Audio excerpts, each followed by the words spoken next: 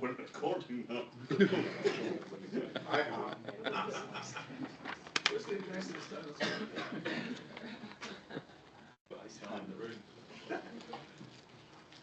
Members, welcome to this formal board meeting of the Cairngorms National Park Authority. My name is Sandy Bremner, the board convener. This meeting is being live streamed, and a very warm welcome to members of the public who are watching or listening to our proceedings online. We have apologies today from Chiva Blackett, Anne Ross and Steve Micklewright. I'll now ask the clerks to take a roll call. Sandy Bremner. Good morning. Jackie Brereton. Morning. Peter Cosgrove. Good morning. Kenny Deans. Hello. Paul Gibb. Here. Hannah Grist. Good morning. Russell Jones. Morning. John Kirk. Morning. Bill Lobban. Yep.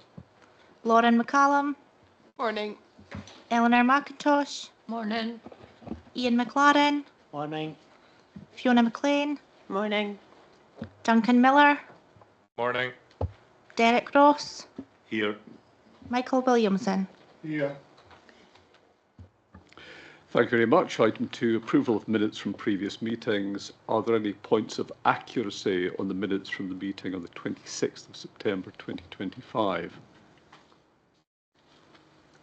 None, thank you. We'll take that as an accurate record. Item 3, matters arising not covered elsewhere. Action points from the meeting on the 22nd of November 2024.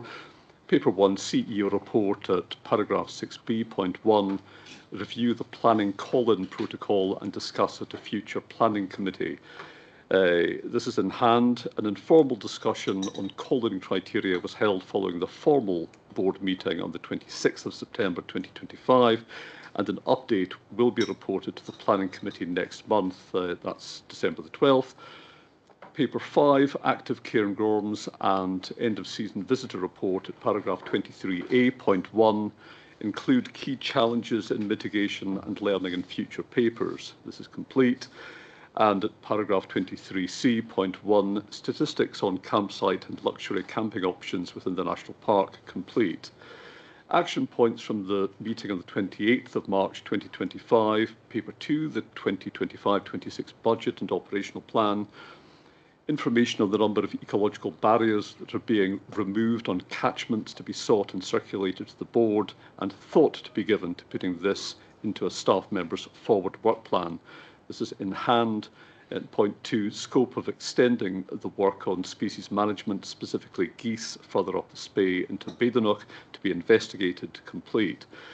And just on that first point, information is being sought for the number of ecological barriers that are being removed on catchments, but this is not yet available. This is one of the indicators in the Cairngorms Nature Index. It will be shared with the board when it's available. Action points from the meeting on the 27th of June 2025, paper 1, CEO report. At paragraph 6c.1, clerks to the board share the minutes from group meetings that board members sit on to the board portal. This is complete, and advisory group meeting minutes that have been approved have been added to the website and linked to via the board site. Outstanding advisory group minutes will be added following the approval of the minutes at the next meeting. Action points from the meeting on the 26th of September, paper 1, CEO report at paragraph 8e.1, CEO to write to the Scottish Government to request a change in the local development plan consultation process. This is complete. The CEO has been in contact with the Scottish Government, and I can assure members that our concerns were expressed very clearly and directly. The Government have also scheduled a summit event in early December to look for ways to address current challenges with the evidence report gate check process. Park Authority officers will provide our views to feed into this event. Paper 2, revision of Planning Committee standing orders, paragraph 12a.1, amend the wording of the standing orders to read, members should have their cameras switched on unless there is a specific technical reason for that meeting, complete. And the wording has been amended and the updated standing orders have been published. Paper 5, agricultural land use and farming activity, paragraph 24, 1.1. Head of Land Management will investigate the figures and amend the data, update the paper and share figures with board members. This is complete, and on that point, the figures being queried were taken directly from information supplied by the Rural and Environment Science and Analytical Services Division. On contacting the organisation, it was suggested that the discrepancy is most likely due to respondents not supplying complete information on their age range. Item 4, declarations of interest. So none have been received in advance, and with regard to item 5, paper 1, members are asked to note the provisions set out in the memo for this meeting. That said, are there any declarations of interest? Around the room. There are none. Thank you very much. We will move on to papers, and item 5, paper 1, the CEO report and convener update. So this is for information and will be introduced by Grant Moyer, CEO. Grant. Morning, everyone. I'll just highlight a few different bits within the paper and then happy to take any questions.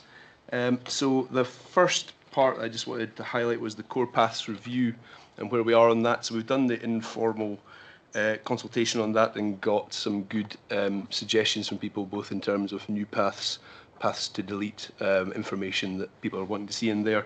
And we're now looking at all of that, and that will come forward to the board in due course as a draft consultation to go out for its formal publication, formal consultation for 12 weeks. So we've got to do around that. So that's looking in good nick in terms of where we are in the process around that. Other things, which was just on the transport side of things, just to let folk know, we've got the roadshow happening in Aviemore on the 11th of December, which is mainly looking at the transport designs, but we'll be covering other things that the Cairngorms 2030 programme are doing as well within that. So that's just coming up. And we're also at the Ballater Winter Festival tomorrow, Saturday, in terms of Cairngorms 2030 stand as well there. Other thing to highlight was just on the cultural heritage networking event that we had at Boatwood Garden, which was really successful and a really good day. A lot of good follow-up from that in terms. And we also launched that day the cultural heritage grant side of things with the Cairngorms Trust, and that's open at the moment. And we've got some really good projects coming through that in terms of the cultural heritage side of things. So it's good to see that progressing as well, an area that we're looking to do more on within the national park. And then the final thing was just on the Herald and S1 Jobs Top Employer Awards. We won an award at that, which David and Hannah attended for us, Best Diversity and Inclusion Dynamic in the Workplace side of things. And then, yes, I think those are the main points I just want to highlight from the report, and happy to take any questions on any of the rest of it. Thank you. Fiona McLean. On that last point there, I want to congratulate the team. On that last point there, I want to congratulate the team. I think that's fantastic news that we've won that Top Employer Award and Best Diversity and Inclusion Dynamic in the Workplace. It's been a lot of hard work over the last few years, and I think David's team, in particular Kate and also Ollie, have done tremendous work to get us to this stage. So congratulations, well done. It's a great place to work from the sound of it, so good stuff. Absolutely, and endorse that point. Are there any other questions? John Kirk. Grant, on the Nethy Bridge transport activity, what's the score there? What stage are we at? Because they keep asking, and I don't have an answer. Yeah, so I think we've. Oh, that was a bit loud. My understanding is we've got another one of these events in that area after Christmas. Is that right? Yeah. Yeah. So John, both Nethy Bridge and Newton Moor are parts of contract extensions, the main contract. So we're just about to get into that contract extension, so that work should start in next year. So we'll let you know as soon as we've got that, and then we can start programming out what's actually going to happen. So is this the plans that you're working on, or are you ready to start work? When? Oh no. This is the next stage of design. So having had that early kind of engagement, years ago now. This is going back with, okay, so here's what people said, and this would be designers looking at how you can actually practically implement some things there. Thank you. Jackie Brereton. Thank you. Just on the point that our Agricultural Advisor Malcolm Smith's been asked to provide a column to the P&J, which is great news and helps to promote what's happening in the park and agriculture. Would it be possible for the board to get sight of that, because some of us are not in the P&J circulation area? Thank you. Yeah, no, we can send round what Malcolm's putting in advance of and send that around the board, so no problem doing that. I'm trying to remember how often it is going in, but it'll be a regular column. Yep. Thank you very much. Derek Ross. Grant, where are we with the wildfires now? Have we progressed any, and have you had any contact with the local authorities regarding a kind of coordinated approach to the wildfires? Yeah, so I suppose there's two or three things happened. So there was the meeting that was held in the Grant Arms, which was chaired by Jim Fairley, with lots of different people from all around the area, and Colin McLean attended for us on that. So that was looking at what are the key points that people want to take forward nationally. There was also a meeting with all the public sector side of things that happened before that as well. My understanding is that will hopefully lead to a, for in better words, a wildfire management plan, a bit like we have for the Cairngorms, but one for Scotland. And then there's also some specific things that are being looked at around helicopters and things like that. So that's happening at a national level. Locally, we're obviously doing the work in the fire bylaws. Colin's still meeting with quite a lot of the different estates around fire plans specifically. And then with Murray Council, I think Gav attended a meeting for me the other day with them. So I don't know if you want to say a bit about that, Gavin. Yeah, you probably know about it, Derek. That was the Community Planning Board, and basically the idea that Murray would like to have their own wildfire management plan and potentially introduce bylaws as well. So we're going to be speaking with them as that moves on.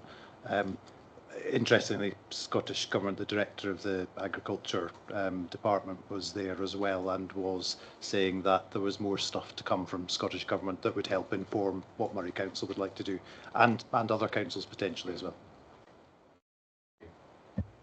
Thank you. Hannah Grist, followed by Lauren McCallum.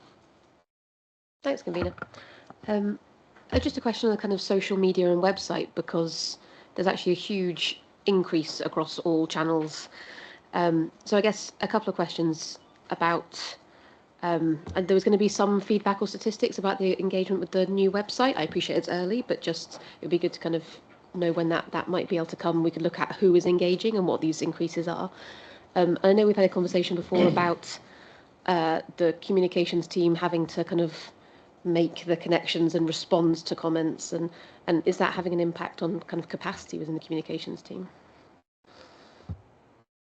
Yeah, so in terms of, we'll be taking a report on the comms and everything else to the performance committee, and more. I mean, obviously that will be sent around to all board members as well. So all the stats should be in there in terms of that. So you'll be able to see that. In terms of, well, yes, it does have an impact on capacity in terms of we are trying to respond. So yes, we are responding to more things and being more engaged on social media, and that's working, I think, in terms of the overall strategy. But it does take quite a lot of commitment to do that across the channels and the team.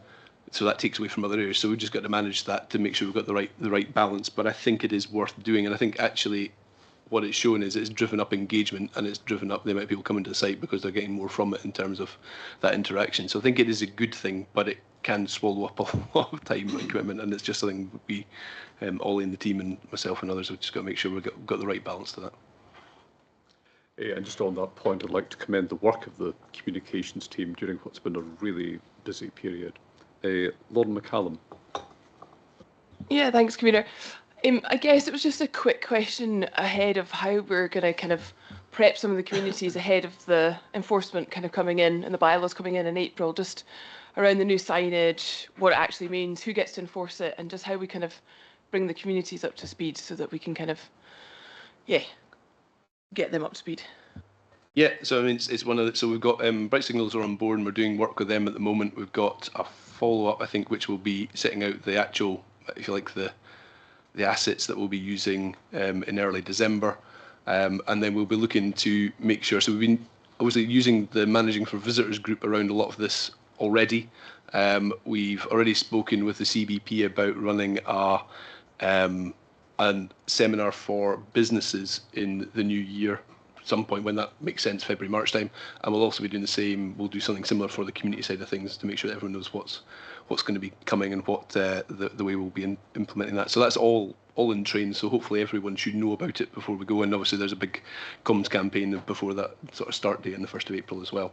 And folk will see signage go up and things like that as well around the national park. So I think we're in a relatively good place when it comes to the fire bylaw implementation, but we'll certainly be making sure that everyone is aware and offering opportunity for any communities to come to a webinar to find out a bit more about what we'll be doing.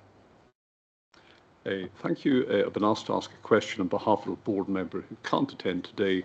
Jiva Blackett is asking how 34-hour working arrangements are going to impact on staff time and ability to project manage current peatland restoration targets, and if staff are unable to manage projects, what risks does that pose, and how many of the current projects across the park might be at risk?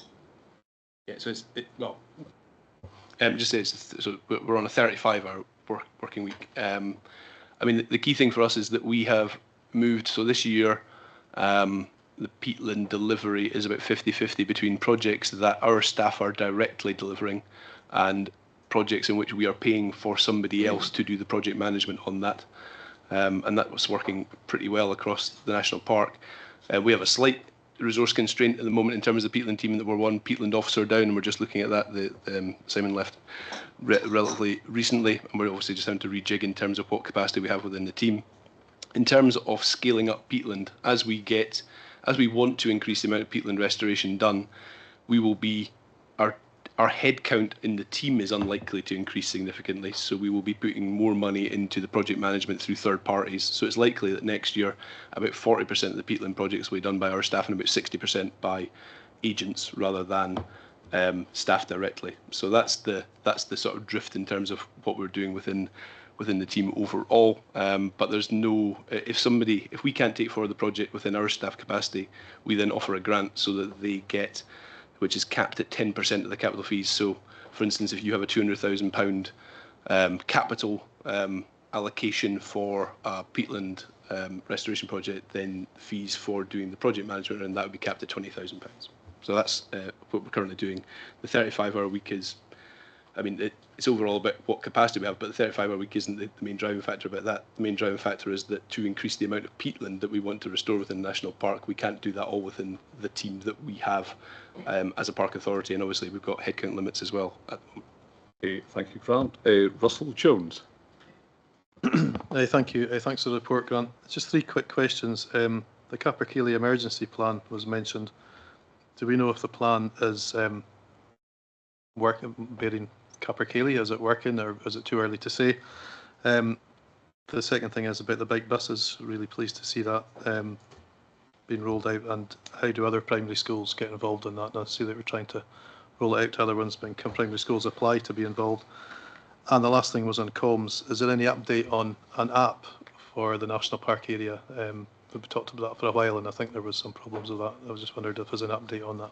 Thank you. What was the first one again, Russell? Capper, yes. So we had the data from last year, and we've had the work that's been done on diversionary feeding, which is showing some good signs around Capper. Obviously, quite a lot of the funding for the emergency plan started in this financial year, so it's ongoing at the moment.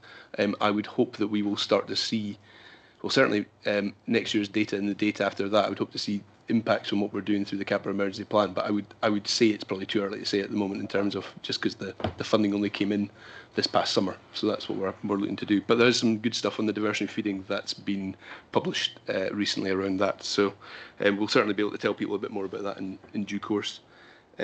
Bike buses, Colin's here, good, I'm glad Colin's here. He can. There's Colin Simpson. Can you hear me there? Yeah. In terms of the bike buses, we piloted that with 2 schools initially, Desher and Aviemore, and then it was rolled out to Grantown earlier this year, and that was all part of a contract that we procured about a year ago. We've just gone out to tender in the last 3 weeks or so for an equivalent contract next year, and that will see it rolled out to other primaries like Nethy and Newtonmore as well. So we do anticipate having all the schools in this side of the park covered by this new contract. There's also some discussions going on about doing something similar in the D-side and Donside schools as well.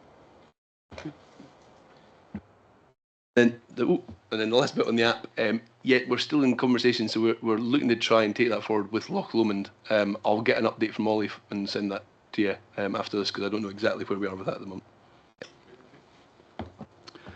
Thank you very much. Are there any other comments or questions on the paper? Michael Williamson.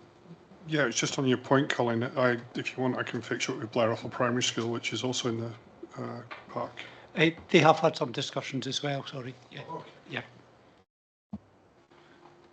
Thank you very much, members, and thank you, Grant, for your response to the report and questions. Moving on to item 6, paper 2, Local Development Plan Scheme 2025. So this sets out the statutory annual update to the timetable for preparing the next local development plan. It's for decision. The board is being asked to approve the Development Plan Scheme 2025. This has obviously been updated to take account of some of the issues discussed at our last meeting. It'll be introduced by Dan Harris, Planning Manager, and David Berry, Head of Planning and Chief Planning Officer. Thank you, Kavina. You've actually said almost everything I was going to say, because I was going to keep this very brief. I don't have a slideshow or anything like that. So, yeah, we are presenting the development plan scheme. It's essentially like at its simplest level, the public-facing project plan for the local development plan. And the key part of it is that timetable, which has, as I said, changed since the last time we published it in, I think it was November last year. We have to do this annually. And following its adoption by the board, it will be submitted to ministers, which is part of it, and placed on our website. As I say, the key element is that timetable and the changes to that, which sets out basically how we will deliver the preparation of the proposed plan and local development plan in the end. And that is all I was going to give you, because it's a fairly simple document. Thank you, Dan. Are there any questions or comments on the paper? Hannah Grist. Thanks, Dan. It's just maybe I should have seen this somewhere, but there was a mentioning of the local place plans feeding in. How many local place plans have been submitted and are feeding into this? And just looking at the participation statement, is there or should there be a focus on participation in areas where we don't already have a local place plan, so kind of feeding up from different levels? Yeah, no problem. We don't have any local place plans at the moment. So in terms of that kind of participation, it's been delivered through the preparation of the new community action plans, which planners have been working with communities and the voluntary organisation bodies, so Voluntary Action Plan, Naxos Bay and Mar Area Partnership, to make those documents more spatial. So now the updated versions all have maps which show what the aspirations of the communities are with those areas, and also there's also quite a large element of consultation that goes on with those, so all that gets fed into the LDP as well. And essentially we have said in terms of the LDP that we will consider them in exactly the same way as we would consider a local place plan if that existed. Thank you. Any other questions or comments? None. Thank you. Is the board content to approve the Development Plan Scheme 2025? Thank you, members, and thank you, Dan, for the paper. Moving on to item 7, paper 3, Active Cairngorms. So this is for discussion. The Active Cairngorms Action Plan is the key document that describes our work to ensure the Cairngorms continues to deliver a high-quality visitor experience. It includes an update on all of the activities listed in the plan. So the board is being asked to note the progress towards the delivery of the projects, of the objectives contained in the Active Cairngorms Action Plan, and note the report on the visitor-focused activities of the Park Authority and partner ranger services during the 2025 summer season. It will be introduced by Colin Simpson, Head of Visitor Service and Active Travel. Colin. Thank you, Convener. As you'll see, members, there's quite a substantial appendix that goes through all the different activities that are in the action plan, so I didn't propose to go through all of them by any means, but I did think there were probably a couple of areas that were of most interest to the board, so I thought it would be useful to touch on, in particular, the activities of the Ranger Service. So I've pulled out some of that in the main paper. There's always a little bit of analysis can be done of the figures and what they might actually mean, but a couple of the things that we looked at were, first of all, the overall number of patrols, and you'll see that in terms of our own Rangers, we did slightly fewer patrols this year than the previous year. That's quite often driven by recruitment. We've had some challenges in the early part of the year, some years recently, in recruiting people as early as we might want. So we had slightly fewer patrols, partly due to that. The other thing that takes up quite a lot of their time, or has done in recent years, has been work around fires, which we've obviously talked about in this room quite frequently. And I think one of the really encouraging things is that we think that message is starting to get through to people. Obviously, if we do different numbers of patrols, we'll see different numbers of fires, but having done a bit of an analysis on the number of fires identified per patrol, that's almost halved from 2023 to 2025, which I think is a really encouraging result. And I think all the more so because, unlike today, we had a very good summer. It was pretty good weather for people being out and about, probably more so this summer than last. And despite that, we were still seeing fewer fires. So I think that really strong push on that messaging has started to work. The other thing I thought would be useful to touch on would just be some of the progress in terms of preparing for the fire bylaw. So the Ranger team in particular, and also our Ranger manager, we've been in touch with Loch Lomond and Trossachs. We've had quite a bit of input from them as to how they manage their bylaws, so that's starting to get us up to speed in what the process should be like. We still need to follow up on other things with people like Police Scotland, the Fiscal Service, but these requests have been made to them to set up the meetings there.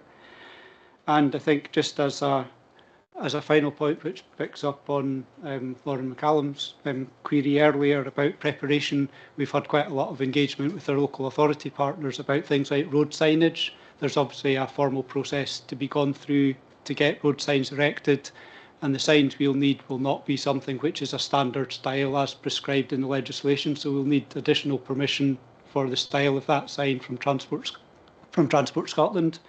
That request has also been made, although we haven't yet got a style, because that will depend partly on the work of Bright Signals, who have the contract that Grant was mentioning earlier. And just lastly on that, we have just started to pull together something to go out to tender for the supply of variable message signs. So if that permanent signage from local authorities can't be in place quite as quickly as we would like because of the process we need to go through, we do have that option of variable message signs to get the message out to people as they come into the area or as they approach some of the areas where we know fires are more common. Thank you, Colin. We'll now go to comments and questions. First one from me. You've described various engagements and requests for responses. Are there any concerns about the timescales required to meet those requests in time for delivery of the bylaw in April? I think the honest answer is yes. We've certainly had a lot of cooperation from our local authority partners around the signs. They have been really helpful with that. The one thing, of course, we can't predict is what the weather's going to be like. And of course, for local authority roads teams, January to March can be a pretty fraught period of time, depending on weather conditions. So we know that there might be some challenges around that, which are to some degree beyond all of our control. But in terms of cooperation, they've been very helpful so far. Thank you, Colin. Bill Lobbin.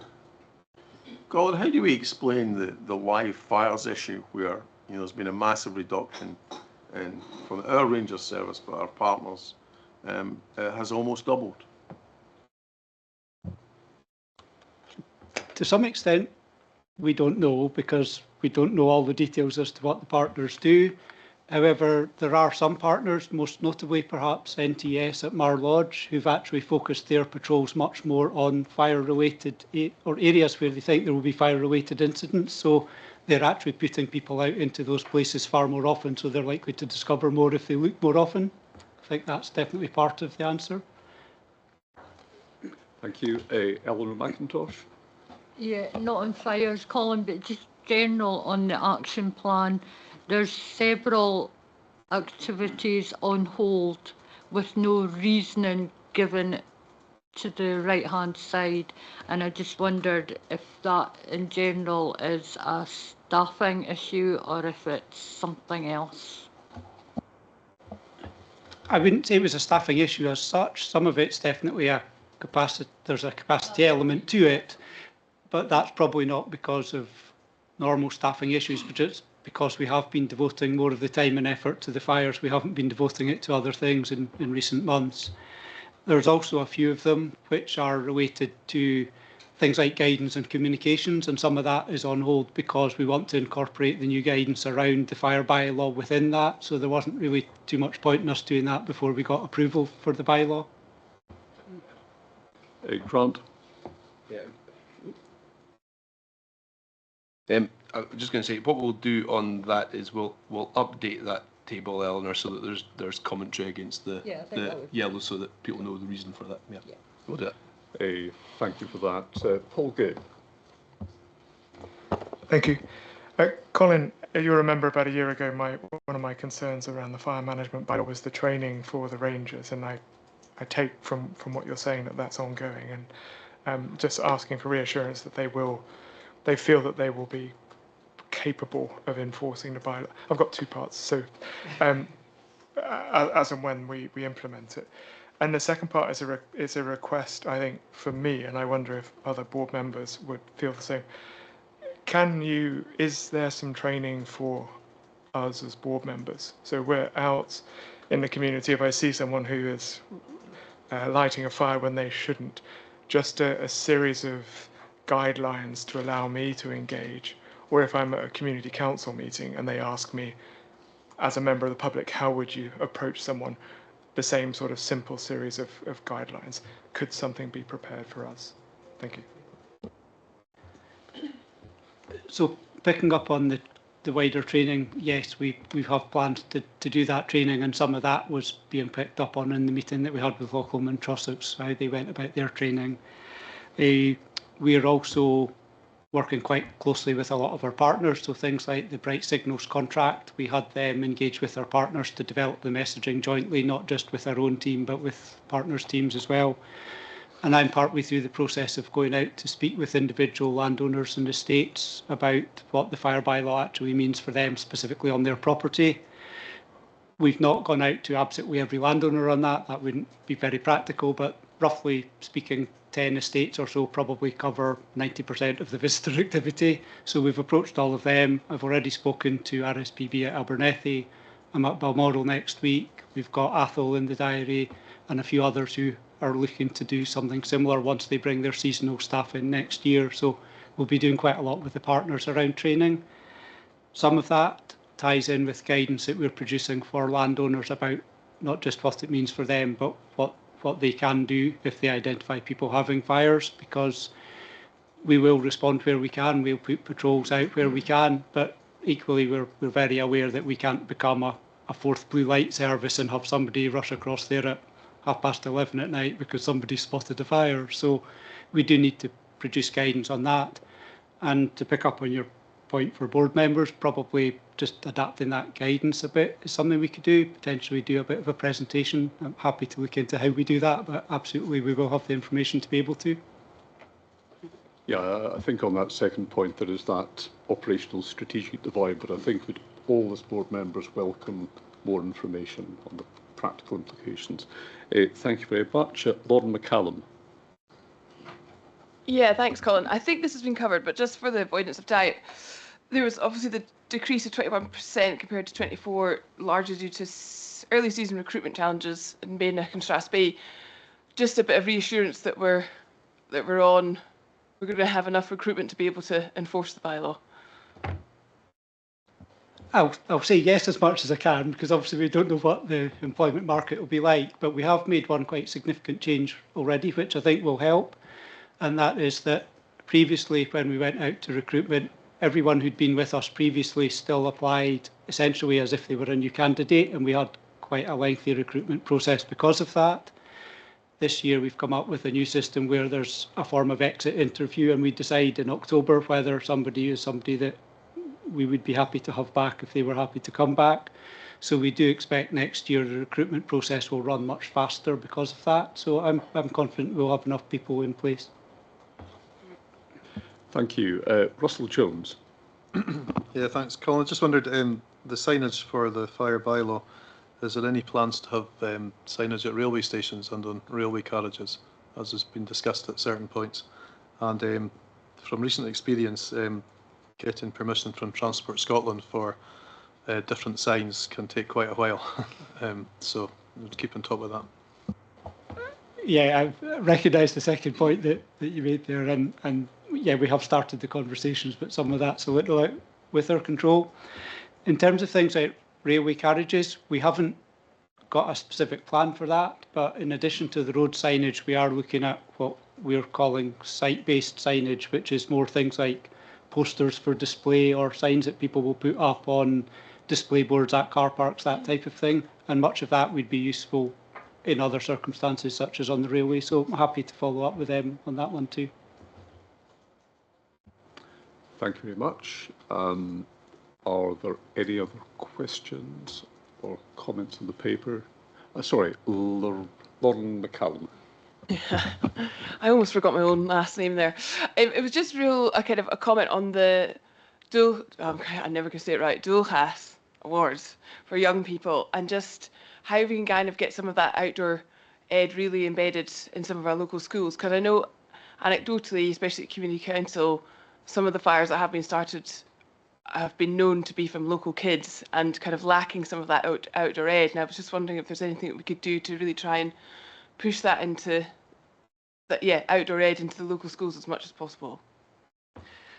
Yeah, very much so, and I think we recognise as well that local people and visitors from elsewhere are all part of the audience that we want to get to.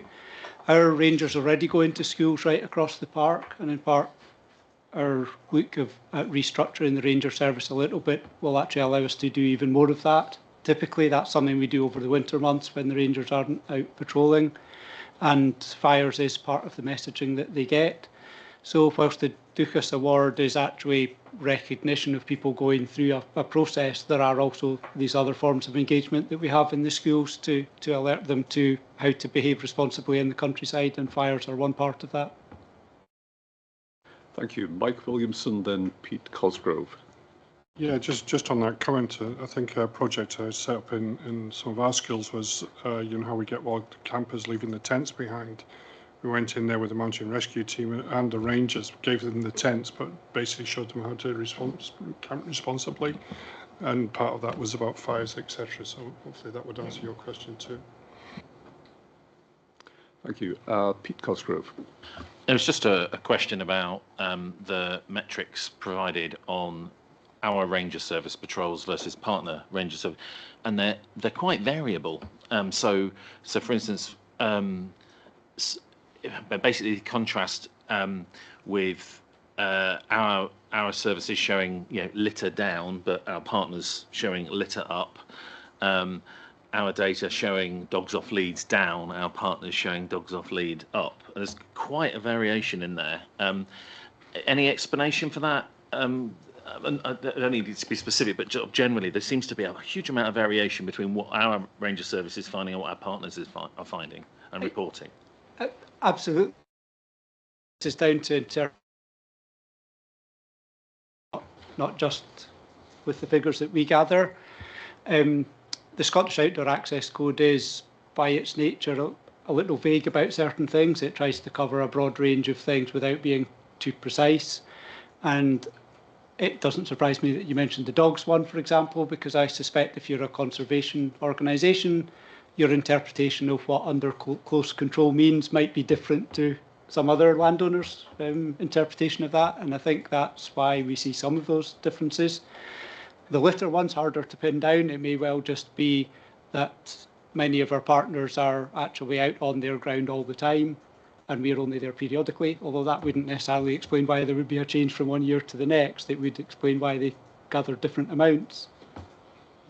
Thank you. Thanks. Sorry, Pete, do you want to follow up? Okay. Thank you. Duncan Miller. Yeah, thanks. It was just following on just from Russell's point with the Steam Railway, just probably for my own clarity, and sorry if it's been discussed at previous board meetings, but are they following like any guidance with the fire bylaw on, you know, when to switch to like the diesel or whatever? Not specifically for the bylaw, they're more influenced by whether there's a high fire risk warning out, and that applies irrespective of whether we have a bylaw or not. And they do have quite a well organised protocol in place for when they should or shouldn't use the steam engine and when they should switch to diesel. So the bylaw itself doesn't directly affect the running of a train, so it doesn't really change things from what they were doing already, but that was already a cautious approach. Thank you. Any more questions? None. Thank you. Is the board content to note the progress towards delivery of the objectives in the Active Cairngorms Action Plan, and to note the report on the visitor-focused activities of the Park Authority and partner ranger services during the 2025 summer season? Thank you very much, and thank you, Colin, for the paper. Move on to Item 8, Paper 4, Final Accounts and Annual Reports, Audit and Risk Committee. The item presents the final accounts for the 2024-25 financial year to the Board for information, together with the annual report prepared according to the requirements set out in the Financial Reporting Manual. The annual report and accounts now presented were approved by the Audit and Risk Committee at its meeting on the 14th of November. And the board is being asked to note the draft final accounts position for 2024-25. The paper is being introduced by Louise Allen, Head of Finance and Corporate Operations, and David Cameron, Deputy CEO and Director of Corporate Services. Who wants to start off in this? Louise. Okay. So yeah, this paper presents the annual report and accounts for the year ended 31 March 25. The audit is now complete and the accounts will be laid in Parliament. I understand it's next week. They're a big document. I appreciate that the reading of accounts is perhaps a bit of a minority sport, but I would recommend them, and not only as a sleeping draft. They have lots of information in them, and it's not just numbers. There's some detailed narrative that describes the Park Authority's activities during the year and our plans for the future. And they are very much a joint effort that involves most of the senior team. If I could pick out a few highlights for you, I think they would be probably the performance analysis, which gives a narrative description of our activities and a lovely summary of financial matters that Danny prepared before he left us. The remuneration report, which includes the authority's approach to equality, diversity and inclusion, and of course my personal favourite, which is the financial statements, which describe the financial results of our delivery over the year. In total, we applied funds of just under 14 million to delivering the aims of the National Park Partnership Plan and to externally funded projects. It's always a pleasure to see the final signed document, and sometimes a big relief too. And it's almost time to start the next lot. Thank you, Louise, and appreciation for all the work that's got into reaching the stage to yourself and the team. David, do you have anything to add at this point? I think, Chair, Convener, just one point of clarity. We have called these the draft final accounts simply because we're conscious that they've come into the public domain today for board consideration, and that was in advance of the accounts being laid in Parliament. The exact same version is the version that will be going forward to be laid in Parliament, and as soon as we get confirmation that that's taken place, then the draft will be taken away from this version and we'll get them up on the website as the permanent record of the financial year 24-25. Thank you. I'll now invite questions or comments. And first, I'll hand over to Fiona McLean as Chair of the Audit and Risk Committee for any observations on behalf of the committee. Thank you, Convener. And yes, an overspend of only £10,000. Wish I could manage that. Brilliant. Well done. That's really good. I want to thank David, Louise and the team. What fantastic work you have done throughout the year. It's not easy, but you managed to keep on top of it, and our Audit and Risk Committee have been really impressed with the way you do that. I'd particularly like to single out Louise. It's been a challenging year, to be fair. We've been dealing with external auditors who have a particular way of working, which can be challenging, but with the dedication and hard work of Louise, who's always smiling, we managed to get there in the end. So thank you, Louise. I know that David and Louise are in discussion with the external auditors to ensure that the auditing next year is smoother and doesn't create as much work for Louise and the team. So hopefully that'll smooth things out a bit and significantly help. But well done, thank you for all the work. Thank you, Fiona. I'm sure board members would endorse all of those comments. We'll now go to questions and comments, and first, Russell Jones. Yeah, thanks, Ed. Just to really follow on from that, on behalf of the Resources Committee, I'd like to thank Louise and David for their work throughout the year. Louise, for making the accounts interesting and exciting meetings. Thank you very much. So, always smiling indeed. So, but thank you very much to both. Thank you. Jackie Brereton. Yes, well, obviously, reiterating, sorry, just following on from what's just been said, it's an amazing document, but it is an amazing document. It's 117 pages and a huge amount of work's gone into it. And I wonder, how can we make the best use of that? Does it simply go to Scottish Government? Presumably it will be accessible through our website, but it's actually a really good overview of everything about the park. And is there a way that we can actually make use of it to promote the great work of the park? Yeah, it certainly is made publicly available, but Louise, do you want to pick up on that?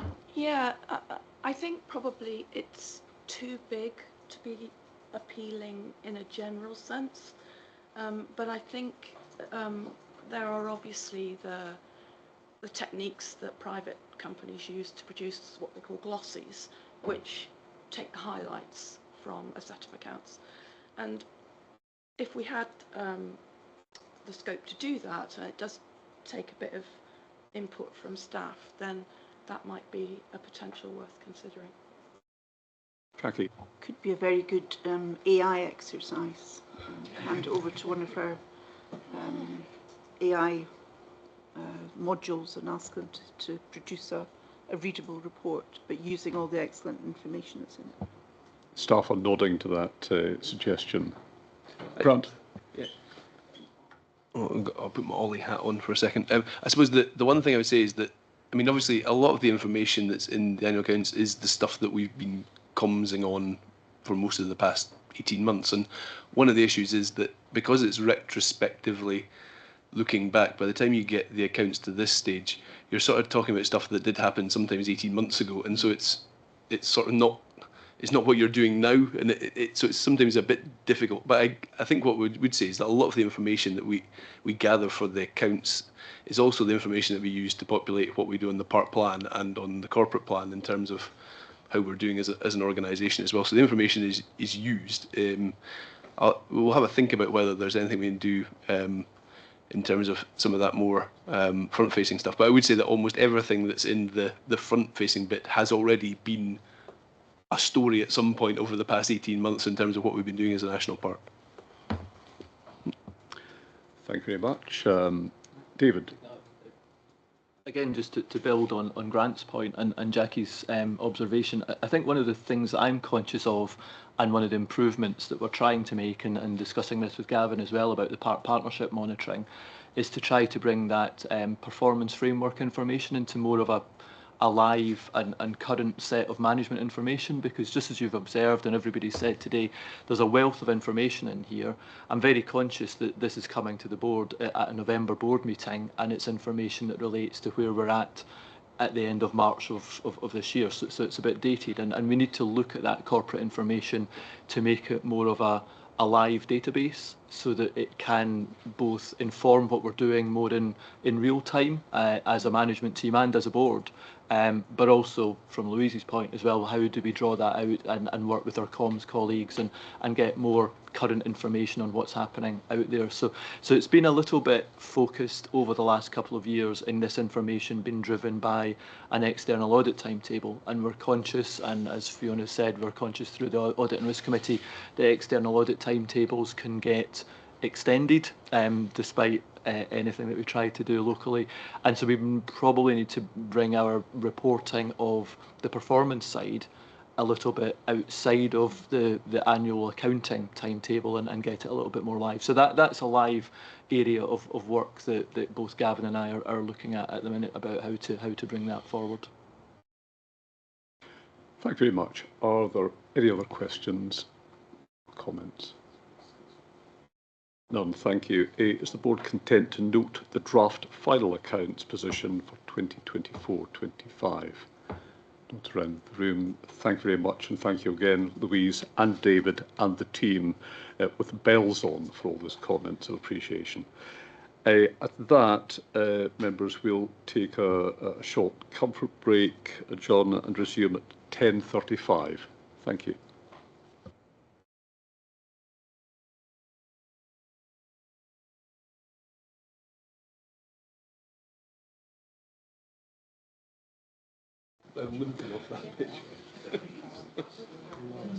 Members, welcome to this reconvened formal board meeting of the Cairngorms National Park Authority, and welcome back to members of the public who are joining us online. We're moving now to item 9, paper 5, corporate plan reporting. So this paper is for discussion. It draws to the board's attention the performance report for 2024-25 against our corporate plan objectives. This takes a more focused look at the Park Authority's delivery following the wider update on the partnership plan presented to our previous meeting. And the board is being asked to review the status of delivery against corporate plan objectives set out in the performance report section of the 2024-25 annual report, and consider any actions needed to address delivery risks, particularly for those corporate objectives highlighted as at increased risk.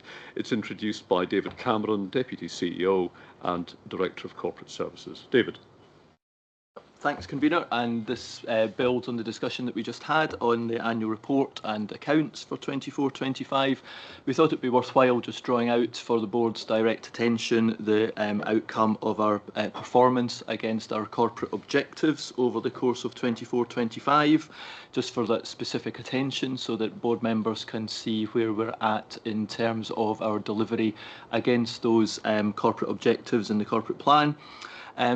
Over the course of the year, we've seen one area of activity on species recovery, which this time last year was highlighted as at increased risk of non-delivery, now been brought back on track with additional work being done in that area. There's now 8 of the 35 corporate plan objectives that we've highlighted as at some delivery risk. We've brought some updates against each of those areas of delivery risk to board's attention today, just to try to update a little the status of the work that's been done against each of those. And I think that's all I want to say by way of introduction. We've commented before on the need to bring this information on a more live basis, and we'll come back to the board in due course on that. But for the time being, I'll just pause there and just open up for any questions on the report. Thank you. Thank you, David. Members, any questions or comments? Eleanor McIntosh. Yeah, David, can I take you back to B10, A Park for All, where I just wondered how we actually are measuring that, not in relation to the fact that paragraph 720 at least, is referring to the percentage of black and global ethnic majority visitors. They want it to be higher, and that's why it's amber. But can we sit here and truly say we are a park for all? Because are we not a park for middle-aged, white, reasonably well-off people? And you know, we've got a focus there on black and global ethnic majorities, but what about what about lower class Scottish citizens that are outpriced in coming into the park? You know, but how do we measure how we're attracting that audiences? I'll let Grant pick that one up. Grant Moore. Yep, I was going to say Colin, but he's not here anymore. So just say, I think what you said overall, Eleanor, is right in terms of obviously we've got the visitor survey data that we've just had this year, which sets out pretty clearly who we get coming to the park.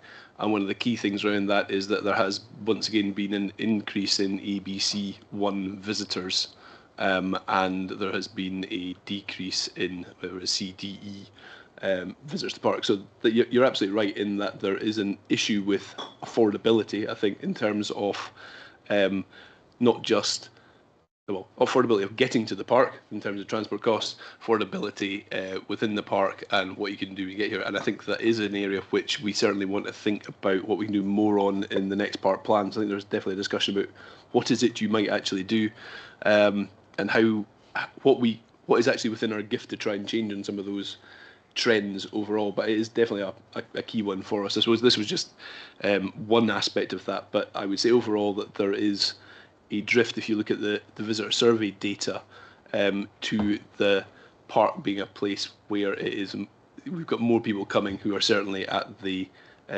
more wealthy end, and that's something, if you want a park for all, that we're going to have to look at what we can do to reverse that trend. Yeah, I'm not taking away from the work that we're doing in that area, but I do think we maybe need to separate it a bit and make it a bit more clearer of what we're actually doing and what we're not doing or what we can't do, because to me, Park for All isn't really delivering what the label in the box says. Yeah, Grant. Yeah, I was just trying to remind myself what was in the park plan. So the target within the current park plan is that visitors to the national park will more closely resemble the overall demography of Scotland. And I think, and there's also an objective around certain groups and such like, which does include lower socioeconomic backgrounds. And I think one of the things we got from that is that the stats that we've just collected on that show that that's not an area that we're delivering on at the moment. So the question is, what do we actually do about it? I think is definitely worth thinking about. I don't think I've got a direct answer for you today on that one, but it's one that certainly when we're looking at the next park plan and the next corporate plan, what are we actually going to put in there? If do we want to tackle that for a start, and then if we do, can we do anything about it? Absolutely, and I think we'd all agree a significant issue for us as a board. Bill Lobbin, followed by John Kirk. You know, if we look at C1, C2 and C3, are we really saying that these three should be amber rather than red? Because if you look at, I couldn't tell you what the statistics are for Murray and Aberdeenshire, etc., but certainly in Highland, the access to housing is a catastrophe at the moment. So how can it be amber? And if you go down to C3, ensure that the majority of land allocated for development around villages is controlled by communities or public bodies. That's clearly not the case. So I cannot see how these can be amber. They should be red. I'll let Gav say it. I suppose the overall point to this is, I suspect if we were talking about the national park, you're right in terms of some of those things are red. I suppose in terms of what's within our gift as the park authority, which is what this is about. So it's not about the park, this report, obviously the previous one was. I think what we'd say is that we have, within the LDP and within what we can do in terms of allocating land, there is enough land there to resolve some of those issues. Now, whether those issues are being resolved with the allocation of that land is a very different thing, and I think that's something that we need to have a think about. But I don't deny the point at all that there is an issue with affordable housing within the area. I would say, and as was that I actually think it's better in terms of delivery of new affordable housing within the Badenoch and Strathspey part of the park. I think we have issues in some of the other parts of the park in getting any delivery of affordable housing. So I think that's probably something where it's slightly skewed as well around that. But that's the reasoning around that. But I take the overall point, Bill. Thank you. John Kirk. It was more an observation, you know, and Mike has just popped up profile for visitors to Inverness, to Perthshire, sorry, Mike. Yeah, steady now. And I keep saying the silver pound is the key to it, you know. And here for Perthshire it's 45%, although it has retirement age 34%. So the silver pound is what's bringing the money, whether we like it or not, whether they be ethnic or not. Well, at least I'm silver, I'm not. Yeah. You know, absolutely. I mean, the visitor survey shows the demographic breakdown, who we get coming to the national park. So it's there's no doubt that there's a big contingent of people of retirement age or older that come to the park on a regular basis, and that's there in a lot of the businesses around that, especially around repeat visitors. It's a key thing for the national park is people coming back again. Thank you very much. Any other questions or comments on the paper? Thank you very much. So thank you, Member. Points noted and well made in terms of our key objectives as a park authority and our strategic approach. Move on now to item 10, paper 6, participatory democracy risk register. So this is for discussion, and the board is being asked to review the risks and accompanying mitigation measures that have been identified and to provide any further feedback on the adequacy of coverage of project risks and their mitigation. So members will remember the quite detailed discussions we had at our meeting on the 26th of September at Kincraig. They informed the development of a risk register for this project within the Cairngorms 2030 programme, and this paper presents the resulting register for us to consider, and it's introduced by David Cameron. Thanks again, Convener. Yep, Ollie can't be at the meeting today, so asked me to pick this up. I've been working quite closely with Ollie on this point. Just as you've said, Convener, we've built here on the detailed discussions that everybody had on the 26th of September, taken all of that feedback and information and the views expressed on that meeting and used that to help build this risk register for the project, which is the risk register around the co-design of the Cairngorms 2030 Communities Fund. Interested now on board views of the risk register that we are presenting. The draft project risk register and the mitigation actions will support our ongoing delivery of the co-design of the Communities Fund and moving from that co-design into the delivery phase over the course of 2026. And therefore I'm eager to see if board now are content that we've got the risks pitched at the right level and appropriate mitigation actions there, or whether there are any gaps or otherwise other amendments that board would like to make before we move into that more active delivery phase. Thank you. Thank you, David. Fiona McLean. Thank you, David. And yes, I think good coverage there of the risks. Just a couple of things that I wonder, they may be in here and I've not really picked it up. I just wondered, first of all, I wondered if it was a risk in terms of maintaining the interest of the panel members to ensure the sustainability and that panel members don't actually start dropping out. For me, that would be a potential risk. And another one that I wondered is there seems to be, and it may just be because it's it's a short paper, but there's some uncertainty around the decision makers for allocating funds, and I see that as a potential risk that we don't really know at this stage who's actually going to do this, and it did worry me a wee bit, that one. Those are both very, very good points. I think the point around the retention of the panel is a good one. I'll review that and make sure that there's something explicit in there. I think it's something from a mitigation point of view we can make sure we build into the recruitment process to make sure there's adequate coverage there about understanding people's motivations to join the panel and to an extent assess as best we can their willingness to stay the course, because I think you're quite right, it's important that we have that retention and continuity of the panel through that process. The decision-making point, you're quite right to flag it. This risk register, I suppose, at the moment is pitched primarily at the co-design phase of the project. we are very conscious of the decision-making process and the need to be thinking about that. We're weighing up at the moment the balance between making this a truly open co-design process and community-led process in terms of the grant programme and the grant project, while equally recognising the degree of governance and accountability responsibility that the Park Authority will still hold, because we at the end of the day are the lead applicant to the lottery fund. And there's also in the risk, the last risk there around reputational risks management, we are where any reputational issues will land. So that there's that aspect going on.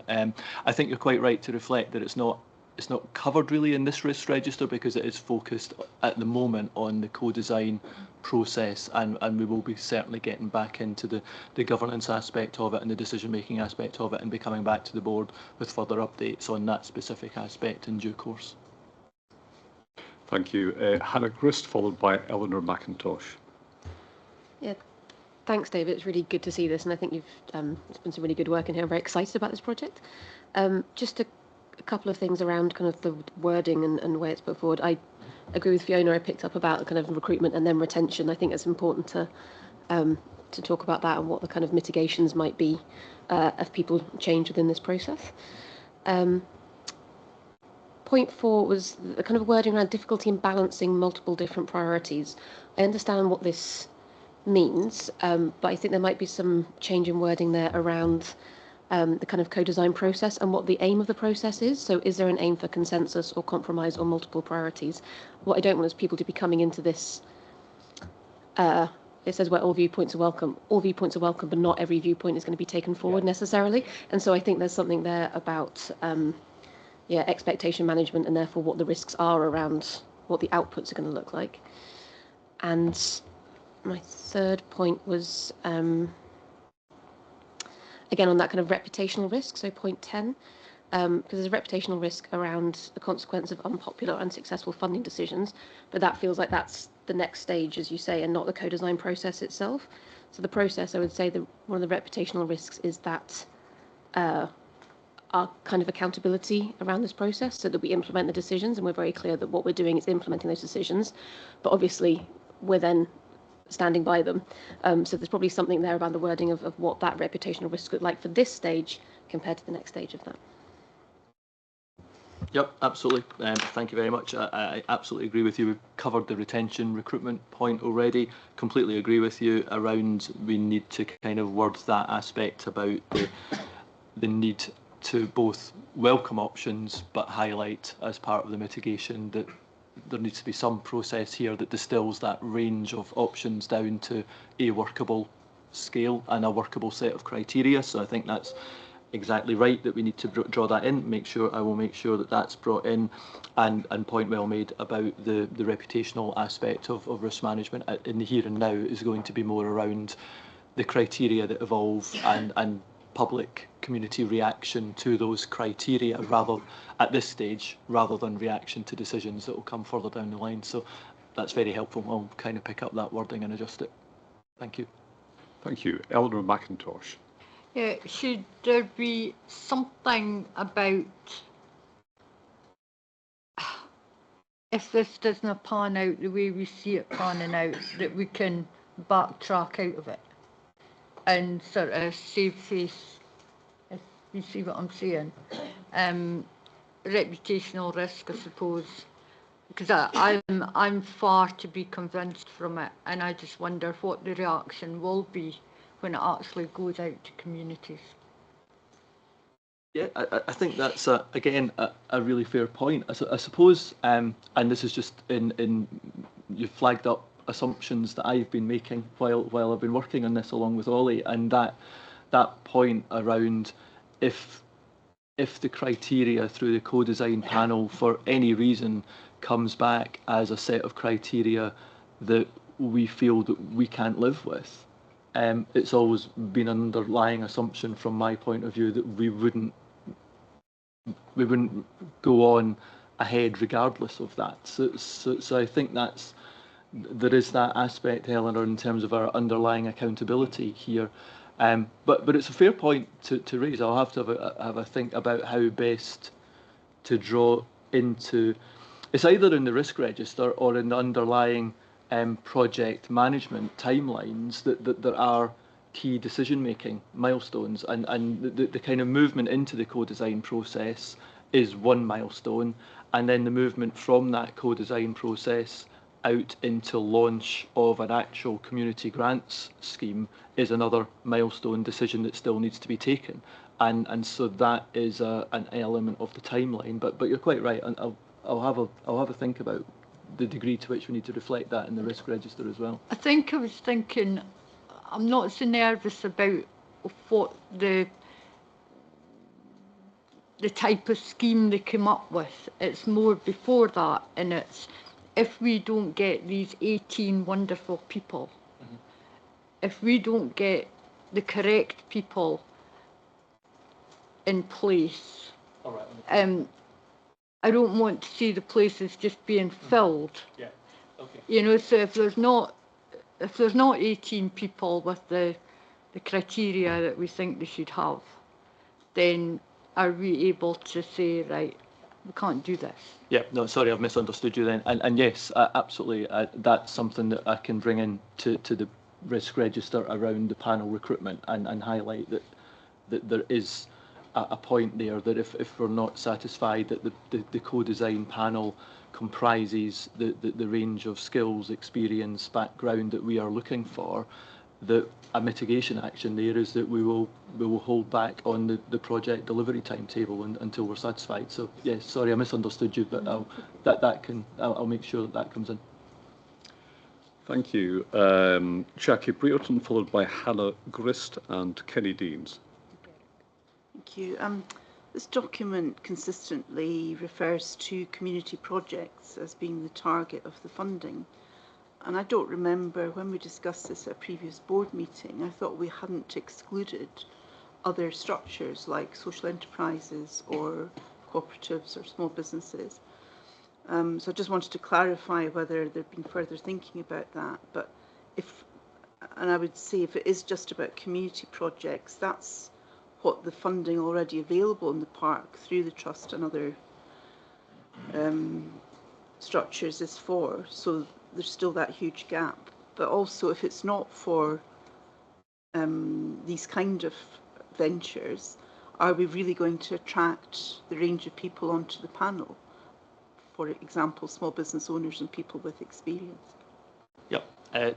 Again, good point, and I think that's a matter of partly language in writing the paper. So to be clear, my expectation is that this programme of grants will be open to community-based entities, whether they are community bodies, whether they are businesses based in communities within the park, whether they're social enterprises. So my expectation going into this is that it will be an open field. Now, I'm saying this in advance of a process which I'm recognising is a co-design process by a panel. So I'm saying this as my understanding and expectation of a broad set of parameters of what I'd be expecting to see coming back out of it. But there is that panel co-design process to go through, to leave it with them. So is there a danger we're predetermining the nature of the panel by the language we're using? Yes, and I think that's a real valid point, that we need to be as clear as possible in the language that's going out for the recruitment around the potential range of opportunities that this is tapping into or has the potential to tap into. And I'm fairly comfortable, I would go back and double check, but I'm fairly comfortable that the wording that's been written up for that recruitment process is valid and is conveying those messages, Jackie, that you're wanting to make sure are conveyed. I think it's kind of mismatched to a degree in terms of the language that we've used in this particular paper for today. Thank you. Hannah Grist, followed by Kenny Deans and Derek Ross. Hannah. Thanks. I'm coming back in to pick up on Eleanor's point there, because you mentioned some assumptions, and I think we need to make them not assumptions and absolutely crystal clear about what our process is here. In that, I agree. What we can manage is the process of this participatory design. So we can pull out points if we say people aren't interested, we haven't got the right mix. This is the points where we are able to pull the plug or have to come up with a plan B, and possibly there should be a plan B. The point where we absolutely cannot backtrack is once we have these people in place, the process has been fair and they've made a decision and we don't like it, because that is the biggest reputational risk to this entire thing.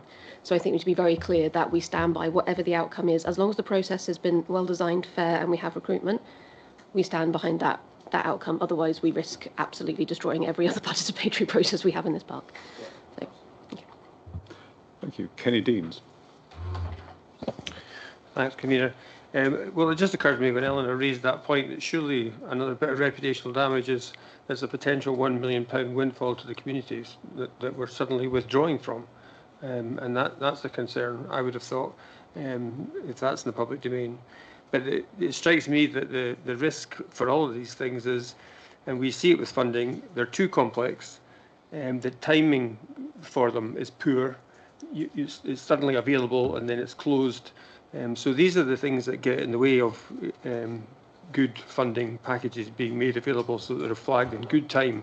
I don't see that in the paper, but maybe that's just anticipated. I know you're an expert, David, in this side of things, so you would be aware of that as an issue.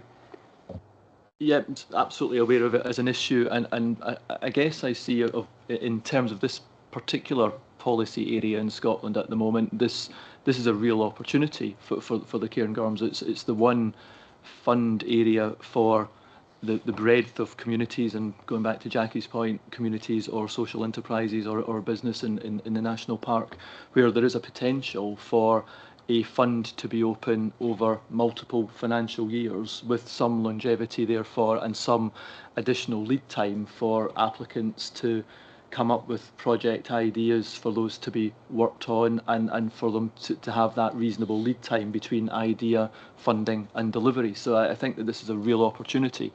I completely agree with your point, Kenny, in terms of the reputational risk there about this not going forward. I suppose what I'd want to re-emphasise is that this risk register and this whole process is designed around doing our utmost to make sure that we deliver this. So it's these risks that we're identifying at the moment are trying to make sure that we are anticipating all of the potential things that might stop this from happening and taking appropriate action to manage those risks and make sure that with the best will we can actually get this £1 million out there and available to communities with a good set of criteria and a fairly simplistic approach to that. So again, it comes back to that balance between the openness of co-design. I don't want to say too much that prejudges what that co-design will say in terms of the criteria and the process, but I'd certainly be chipping in from the wings in terms of being aware of a lot of the pitfalls, Kenny, that you've just highlighted that have been there in other grant funds, to try and make sure that we don't repeat those issues and get as clear and as streamlined and as open a process for applicants as we possibly can. Thank you. And Derek Ross. Thanks, Chair. It's on in background number 3. It says in their community groups and communities of interest, both within and outside the national park, will be able to apply to a fund. What criteria in terms of outside the national park will apply? How far outside the national park? What kind of community groups can apply outside the national park? So at the moment, Derek, that's setting out the overall parameters. The co-design panel that we're going to be recruiting are going to be working within those parameters to decide the extent and to effectively come up with the answers to the questions that you've just posed. So that's something that we'll see down the line. So at the moment, all this is doing is highlighting that there is an expectation, a possibility that groups from outside of the Cairngorms could apply to do things, but it would be a Cairngorms-centric activity that I would imagine that we're looking for. But again, I can't answer that. That's the parameters that's been set for the co-design panel. We'll need to wait for that co-design panel to do their work and come up from their perspectives with the criteria that they think this fund should work with. It's not something that's that kind of arm's length control that's been given away. Thank you. Fiona McLean. Yeah, sorry to ask this, but this is this is to me. There's quite a lot of risks here. It's a very innovative approach, something we haven't really done before. Is there a plan B if it does go pear-shaped? Brandmeier. Well, there is, in that whatever we take forward, we need to get sign off from the lottery, and if it's something that we don't want to take forward, or we think that the lottery don't think is the right thing to do, or whatever, we will then have to look at what it is that we allocate that funding to differently within the programme. It would still be on community side of things. It would still be about doing something. It might not just be the same process. So there is a plan B in that we would then have to have discussions about what we would use the allocation within Cairngorms 2030 for this project, one of the 20, by the end of that programme. But obviously we've not got, and we would spend it on X if this doesn't happen. That's further down the line, because I still think this is a good way of actually taking things forward. And I think actually it's got a lot of potential, but it's going to be, we're going to just have to keep a pretty close eye on it, exactly what's happening, and make sure that it covers off all the different bases, because it is a bit different to what we've done previously, and that'll throw up some things that we probably haven't thought about yet. But we've got to keep going on this at the moment, and I think we've got a good opportunity. But there are definitely points all the way through it, and it's not that if this doesn't work, the money disappears and like that. It will then be, what do we reallocate that to within the programme? Thank you. Are there any other questions or comments on the paper? None. Well, thank you, members, for that really valuable feedback on risk mitigation for the project, and all noted. And thanks, David, for the paper. We're moving on to item 11, paper 7, election of Audit and Risk Committee Chair. So this is for decision. The paper notifies the board that the current chair of the Audit and Risk Committee's term will come to an end on the 31st of January 2026. This paper sets out proposed arrangements for the election of the Audit and Risk Committee chair, and the board is being asked to agree the election process. Now, I've already had 2 requests for clarification about this from members, so I should explain the situation from a purely factual point of view. It's the current chair's term in that role that's coming to an end, not their term on the board, which runs until October next year. So they would be eligible to stand for re-election if they chose to do so, and that's without prejudice to any process that might follow. I'll now ask David Cameron, supported by Marianne Peter, to introduce the paper. Thanks again, convener, and thanks to Marianne for the paper as well. So yes, as you've said, this paper sets out our proposed timetable for the election of the chair of the Audit and Risk Committee, and just as you've said, convener, the election is taking place because the current period of office has come to an end, and the existing chair is still a member of the board and able to take the role forward if they wish. So we've set out a process, we've set out a proposed timetable that would allow some time for handover if there is a new chair, and I think nothing more to say by way of introduction other than to recommend the timetable to the board, but happy to pick up any questions if there are any. Are there any?